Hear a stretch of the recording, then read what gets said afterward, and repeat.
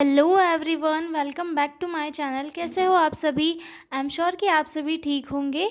तो हम लोग देखने वाले हैं पैथोलॉजी का एक 2 नंबर का question, definition of peptic ulcer. ठीक है, ये जो है प्रीवियस ईयर क्वेश्चन पेपर में बहुत बार पूछा गया है और मैं आपको बहुत ही इजी लैंग्वेज में है जो है डेफिनेशन एक्सप्लेन करने की कोशिश करूँगी। ठीक है, तो जो लोग भी चैनल पर नए हैं वो लोग चैनल को सब्सक्राइब कर ले।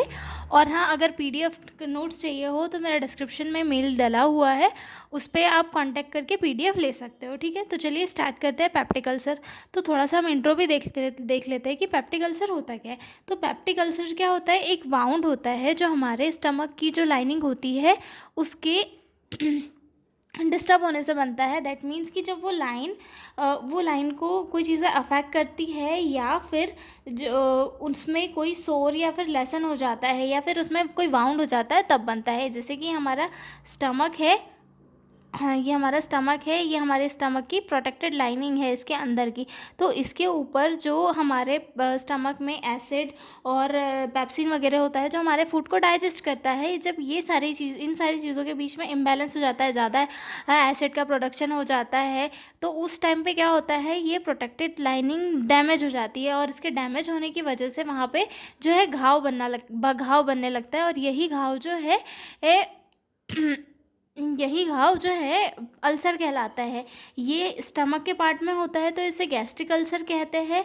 ये जो है स्मॉल इंटेस्टाइन के अपर पार्ट में होता है तो इसे डियोडेनल अल्सर कहते हैं।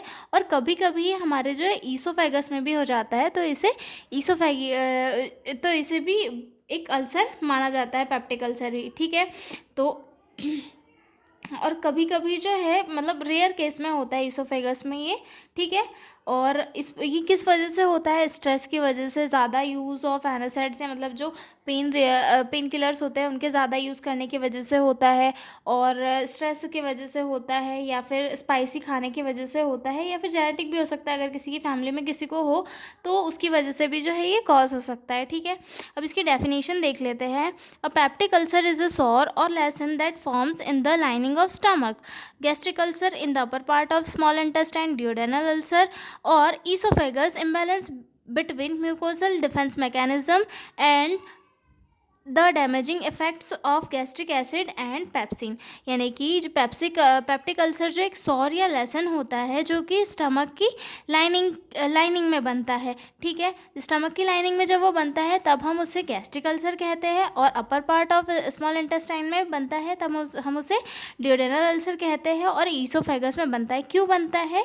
क्योंकि जो हमारी म्यूकोसल डिफेंस मैकेनिज्म होता है जिन्हें हम प्रोटेक्टेड लाइनिंग बोलते हैं, स्टमक की प्रोटेक्टेड लाइन, और जो हमारे स्टमक में गैस्ट्रिक एसिड और पेप्सिन है, इन दोनों के बीच में इम्बैलेंस हो जाता है, जिसकी वजह से जो हमारी प्रोटेक्टेड लाइनिंग है वो ये हो जाती है, छिल जाती है, या फिर उसमें एरोजन हो जाता है, जिसके कारण वहाँ पे घाव का फॉर्मेशन होने लग जाता है, और जिसकी वजह से क्या होता है, इरोजन होते रहता है और वहाँ पे घाव का फॉर्मेशन रहता है। ठीक है, जिसकी वजह से पेशेंट को बहुत ज़्यादा सीवियर पेन, कभी कभी तो सीवियर केसेस में ब्लीडिंग वगैरह भी होने लगती है।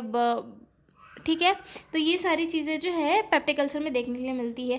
एक छोटा सा समरी में हम लोग और देख लेते हैं कि पेप्टिक अल्सर एक ऐसा घाव है जो तब होती है जब पेट के एसिड और एंजाइम स्टमक या इंटेस्टाइन की लेयर को डैमेज कर देते हैं, क्योंकि बॉडी का डिफेंस सिस्टम कमज़ोर पड़ जाता है। ठीक है, मतलब जब हमारा स्टमक होता है, स्टमक में ये जो खाना पचाने के लिए एसिड वगैरह, पेप्सिन वगैरह का सिक्रीशन होता है, तो ये सिक्रीशन ज़्यादा हो जाता है किसी इटियोलॉजिकल फैक्टर की वजह से। तो ये जो होता है हमारे स्टमक की लाइनिंग को डैमेज कर देते हैं और वहाँ पे जो है वाउंड क्रिएट कर देते हैं, वहाँ पे उसका घिसाव कर देते हैं, तो जिसकी वजह से स्किन डैमेज हो जाती है और वहाँ पे अल्सर का फॉर्मेशन हो जाता है। ठीक है, आई एम श्योर कि आपको डेफिनेशन समझ में आई होगी, और पैथोलॉजी के कंप्लीट नोट्स बन चुके हैं। तो आप लोगों को अगर चाहिए हो तो आप मुझे मेरे डिस्क्रिप्शन में मेल दिया हुआ है, उस पर कॉन्टैक्ट कर सकते हो। मिलते हैं अगले वीडियो में, तब तक के लिए बाय बाय।